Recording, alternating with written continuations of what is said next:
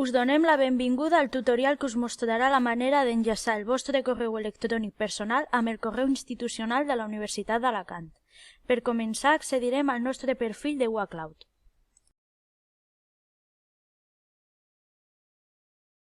Una vegada ja estiguem dins, farem clic sobre la icona correu representada mitjançant una bústia de color violeta. A continuació, ens apareix un menú modificable que conté totes les llistes de correu a les quals estem subscrits per defecte mentre siguem membres de la comunitat universitària. A continuació farem clic en Webmail, Configuració i Reenviament.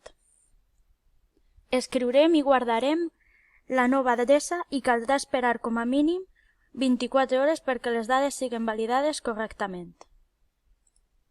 Esperem que aquest vídeo us hagi sigut útil per a no perdre cap informació important durant la vostra permanència a la universitat. Moltes gràcies per la vostra atenció.